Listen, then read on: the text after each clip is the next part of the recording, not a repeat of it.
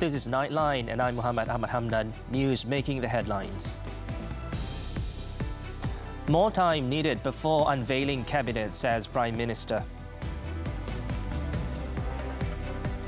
And Datuk Seri Wan Rosdi Wan Ismail sworn in as Pahang Menteri Besar.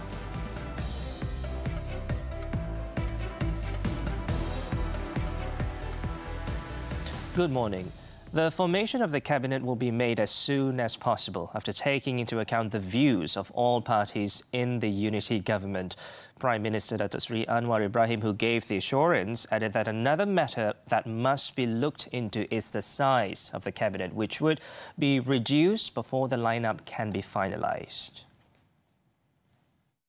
Tidak seperti mana biasa, kerajaan perpaduan ini melibatkan banyak parti. Jadi saya sebelum buat keputusan, saya mesti dengar semua pandangan.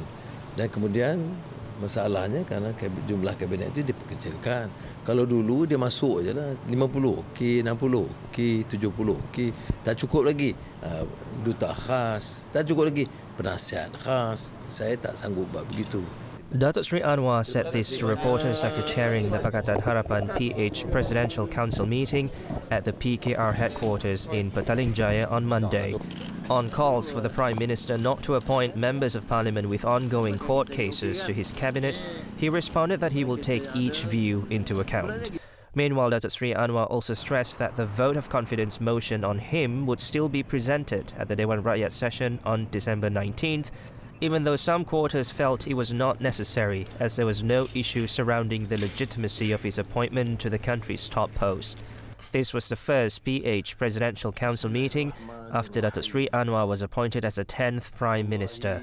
Among the PH leaders present were PKR Deputy President Rafizi Ramli, DAP Secretary General Anthony Loke and Amanah President Muhammad Sabu, as well as Muda President Syed Sadiq Syed Abdul Rahman.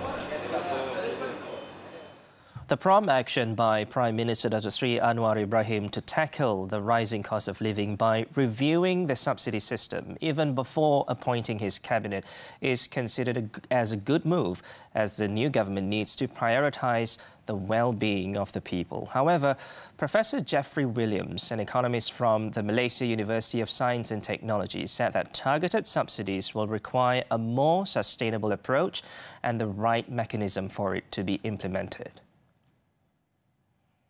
Voucher schemes, for example, are very prone to abuse.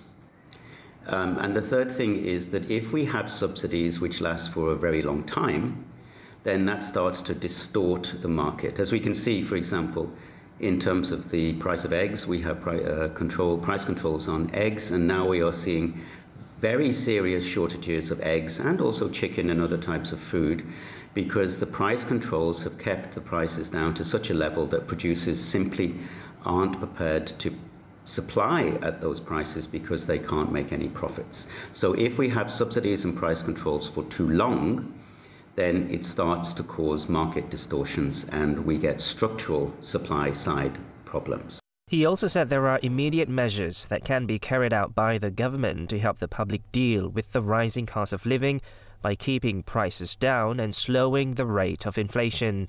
These include extending the discounted tariffs on electricity and other utilities, as well as removing barriers to competition and imports to increase supply in the market and promote price competition. Professor Jeffrey added that the government also needed to look into raising the people's income and introduce universal basic income for the B40 group to ensure Malaysians have the means to purchase necessities and improve their quality of life. Meanwhile, members of the public also shared their views on reforming the subsidy system and providing income support for certain groups of people. I think, yes. I believe Datuk Seri Anwar Ibrahim can achieve the mission within the 2 weeks with the good cooperation from the new appointed ministers. And then they should work hard within 2 weeks and then plan, find out the main issue and then find a good solution based on the research they have came out with. It's good because for some people who having hardship, it alleviates poverty. So everybody who's under a certain line, poverty line, gets above the line, so we're helping them. So that's the bad thing. So people may not want to work, okay? But overall, it has proven to help countries like the US, Brazil, Finland. So I think overall it's good. Boleh, it's okay, boleh. Dengan syarat semua berusaha to work together lah. As a teamwork kan. As a teamwork, they orang kena work together. So, if everybody sit down together, discuss everything, sure. Moving on, the Sultan of Brunei, Sultan Hassan Al Bolkiah, held a bilateral meeting with Prime Minister Datuk Seri Anwar Ibrahim on Monday in conjunction with His Majesty's special visit to Malaysia to strengthen bilateral ties between both countries. Sultan Hassan Al is the first foreign leader to meet Datuk Seri Anwar after his appointment as the 10th Prime Minister of Malaysia on Thursday. Datuk Seri Anwar was on hand to receive the arrival of Sultan Hassan Al, as well as a delegation from Brunei at the Royal Malaysian Air Force RMAF base in Subang at 11:40 a.m. Also greeting the Sultan was the Chief Secretary to the government, Tan Sri Muhammad Zuki Ali. Sultan Hassan Al then surprised everyone by driving the official vehicle himself, with Datuk Seri Anwar seated in the front passenger seat. Also seated in the car was the son of the Sultan, Pangeran Muda Abdul Matin Bolkiah. Datuk Seri Anwar and Sultan Hassan Al then spent almost an hour in the meeting at Sri Perdana. The meeting was to review the progress of cooperation between Malaysia and Brunei, as well as to explore the potential of enhancing bilateral relationship and cooperation for their mutual benefit. The two leaders also exchanged souvenirs at the end of the meeting, which was followed by a luncheon hosted by the Premier. July State Assemblyman Datuk Seri Wan Rosdi Wan Ismail took the oath of office as Pahang Menteri Besar for the second term on Monday. The ceremony was held before the Regent of Pahang, Tengku Hassan Al Ibrahim Alam Shah Al Sultan Abdullah Riayatuddin Al Mustafa Billah Shah at Balairung Seri Istana Abu Bakar in Pekan. Dengan sesungguhnya, mereka akan mengaku dengan setianya akan menggunakan kewajipan patut dan akan benar-benar membuktikan tak setia patut kepada buah beli yang mengambil waktu. Datuk Seri Wan Rosdi, who is Pahang Barisan Nasional BN chairman, was elected to helm the Pahang State Administration for the first time on May 15, 2018, replacing the 14th Menteri Besar of Pahang, Tan Sri Adnan Yaakob. In the 15th general election, GE15, Datuk Seri Wan Rosdi retained the July state seat with a majority of 6,983 votes. Datuk Seri Wan Rosdi's appointment received the consent of Tengku Hassan Al, who also consented to the formation of a BN and Pakatan Harapan PH state government after no party obtained a simple majority of 22 seats to form a state government on its own after GE15. In the election, BN won 16 seats, one less than Perikatan Nasional PN, while PH won 8 seats. The new Pahang state government comprising BN and PH has been advised to set aside political ideologies and sentiments and instead focus on serving the people. Tengku Hassan Al Ibrahim Alam Shah reminded the two coalitions that it was not the time to play politics, saying priority should be placed on the state's development agenda and welfare of the people. Ini bukan lagi masa untuk berpolitik cukup-cukuplah. Pilihan raya telah tamat, kajian negeri telah dibentuk. Sekarang masa untuk bekerja. Tengku Hassan Al Ibrahim Alam Shah said in the process of becoming a developed state, the people no longer want to see the elected representatives to continue engaging in political mudslinging or finding fault. As for the opposition elected representatives, he said they should provide an effective check and balance by doing the job professionally and in a mature manner by giving advice and ideas to improve the state's administration. Meanwhile, Pahang BN has accepted the formation of the BN and PH state government in line with the consent given by the Regent of Pahang. Past Deputy President Datuk Seri Tuan Ibrahim Tuan Man, who had previously led PN negotiations with BN on the formation of the state government, said that PN would play the check and balance role as a constructive opposition in the Pahang State Assembly for the benefit of the people. Ada beberapa perkara yang akan kita runding bersama dalam bentuk persefahaman politik, dan saya beri jaminan bahawa kita Dewan Negeri Pahang, kita pembangkang yang membina untuk kita lihat apa kebaikan bagi Negeri Pahang. MCA has pledged its support for the unity government led by Prime Minister Datuk Seri Anwar Ibrahim. Its Secretary General Datuk Chong Sin Woon said this was in line with the decree by the Yang di-Pertuan Agong on the unity government to ensure political stability and to advance the country's economy forward. In a statement, Datuk Chong pointed out that the party would also undertake a check and balance role to ensure the new government upholds the core tenets of the nation, to ensure diversity and moderation, and to uphold the rights of the pluralistic society in Malaysia. He said this following an internal briefing at Wisma MCA, which was followed by the party's Central Committee meeting on Monday. Datuk Chong also said that MCA will explore new strategies to rebuild itself to regain voter support based on the results of the 15th General Election, GE15. He added for now, the Barisan Nasional BN component member will concentrate on the 2 parliament and 7 state seats it won in the November 19th polls. The Malaysian Meteorological Department, Met Malaysia, has issued a warning of thunderstorms throughout the country for 3 days until Wednesday. The agency, in a statement, said rain was also expected in several areas in the Peninsula, Sarawak and Sabah beginning Monday.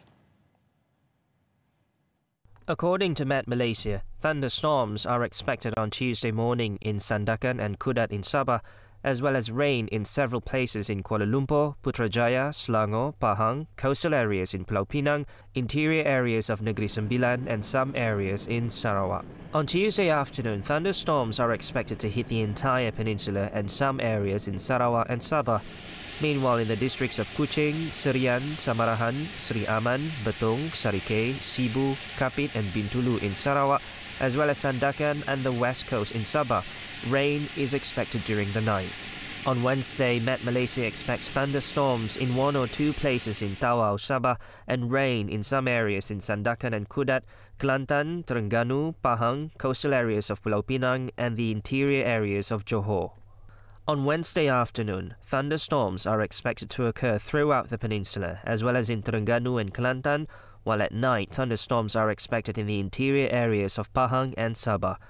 Rain is also forecast at night throughout the peninsula, except Malacca, several areas in Sarawak, Sabah and Labuan.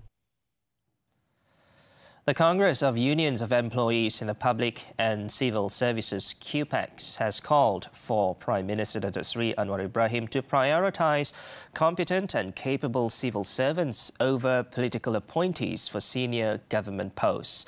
Its President, Dato' Adnan Mat, said political interference and favouritism in appointments should be avoided to ensure civil servants could assist the Cabinet to the best of their abilities.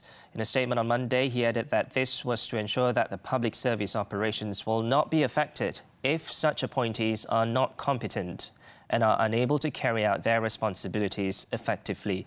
The external appointments to these key posts would also restrict the career development of those already in the civil service. Dato' Adnan also said QPEX did not have any issues with qualified political appointees, but maintained that appointing civil servants was the better option, especially when there is a change in the government. He also warned that having political appointees in the civil service would disrupt the harmony among existing staff.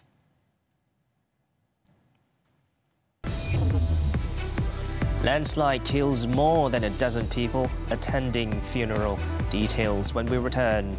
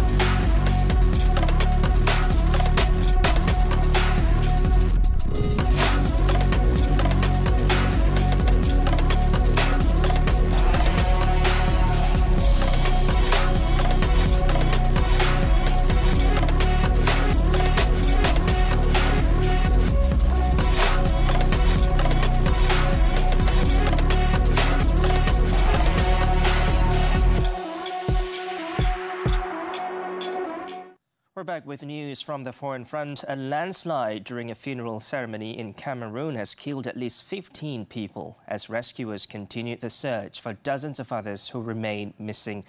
According to authorities, the disaster occurred on Sunday as people gathered on a football pitch in Yaoundé at the base of a 20-meter-high soil embankment which collapsed on top of dozens of people. Currently, emergency services were trying to make their way to the site as hundreds of locals frantically search for loved ones. The area where the landslide took place, however, was described as a very dangerous spot, and people were encouraged to leave before authorities come in to clear it. The search for survivors is expected to continue into the night. So we have carried the corpses to the mortuary Over in Somalia, Somali forces closed in on Monday on Al-Shabaab militants laying siege to a popular hotel in the capital, Mogadishu, where at least 8 people have been killed in an ongoing attack. Officials said the incident occurred when gunmen rushed into the hotel in Bondera district at about 8 p.m. on Sunday, and an operation was underway to eliminate them. Currently, the crackle of gunfire could still be heard coming from the besieged Villa Rose 18 hours after the militants stormed the hotel in central Mogadishu in a hail of bullets and explosions. So far, authorities have confirmed the death of 8 people, and some government officials were among those wounded. The Villa Rose is frequented by members of parliament and located in a secure central part of the capital, just a few blocks from the office of Somalia's President Hassan Sheikh Mohamud. China's western Xinjiang region eased some COVID-19 restrictions in its capital, Urumqi, on Monday after a deadly fire in the city blamed on virus control sparked protests across the country. According to officials, people in the city of 4 million, some of whom have been confined to their homes for weeks on end, can now travel around on buses to run errands within their home districts starting Tuesday. Certain essential businesses in low-risk areas could also apply to restart operations at 50% capacity, while public transport and flights will start resuming in an orderly manner. The easing of restrictions came after 10 people were killed when a blaze ripped through a residential building in Urumqi on Thursday night, spurring crowds to take to the streets in multiple Chinese cities this weekend to protest against the country's strict zero-COVID policy. Many social media users blame COVID lockdowns in Urumqi for hampering rescue efforts, but officials have instead said private cars obstructed firefighters.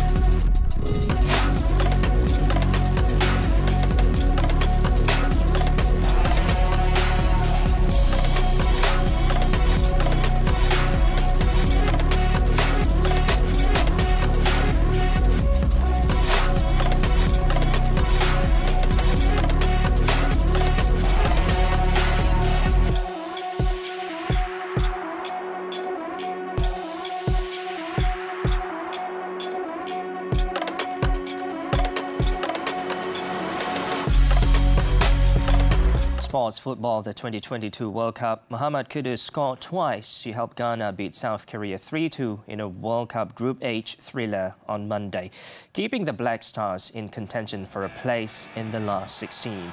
Against the run of play, Ghana went ahead in the 24th minute when Muhammad Salisu struck from close range, and Muhammad Kudus added a second with a glancing header to give the African side a 2-0 half-time lead.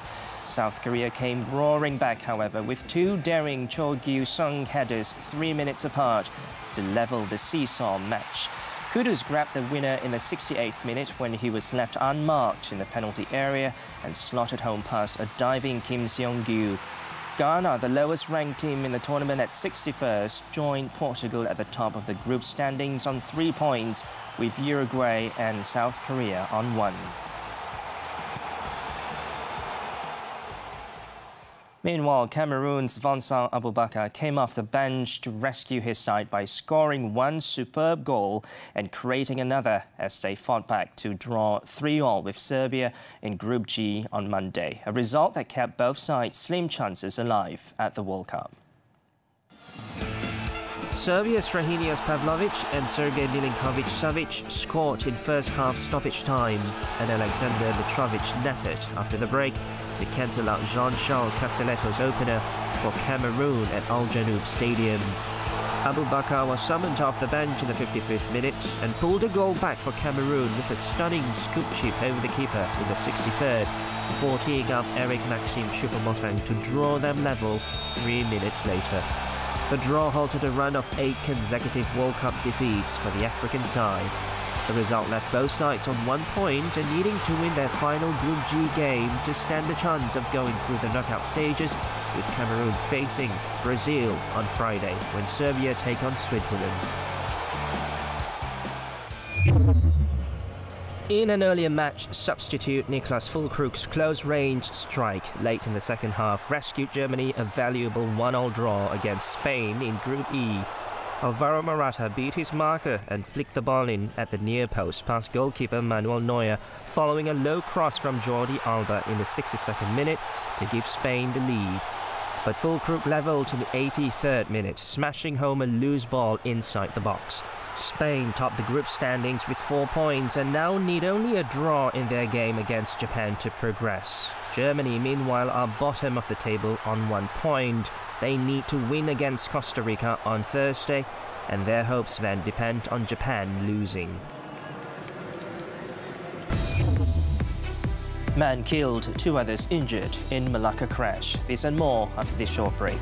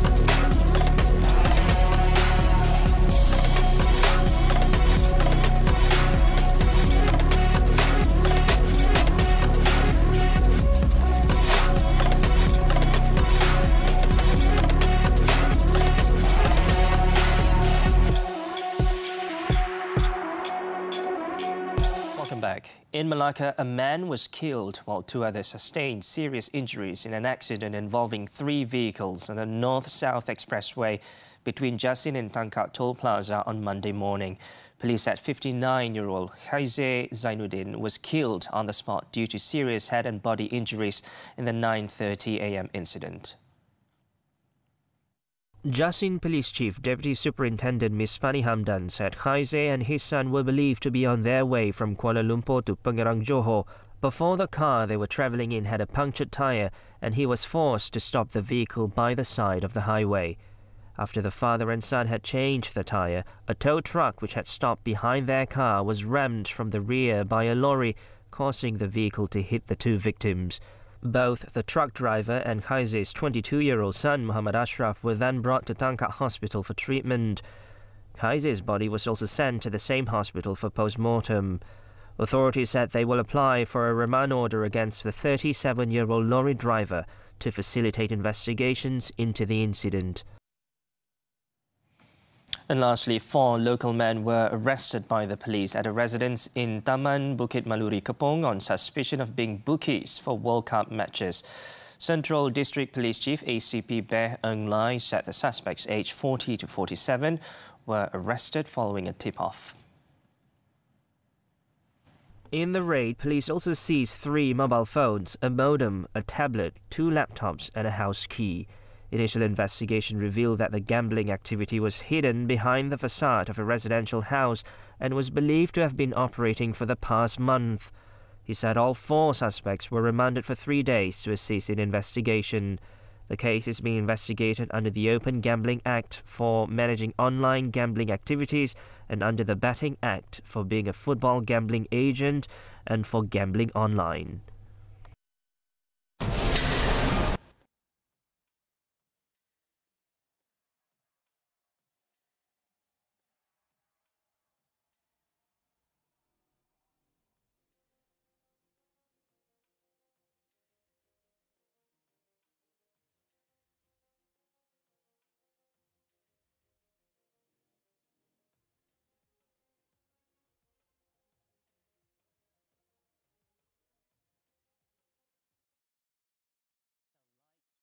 Shaped in spiders, centipedes and even bugs are leaving visitors awestruck at the Paris Festival of Light. The festival has different themes related to endangered species around the world, and this year's exhibition was dedicated to the little creatures that exist in the world. Let's take a look at the festival as we wrap up Nightline this time around. I'm Muhammed, I'm Hamdan. Thank you for watching and stay safe, Malaysia.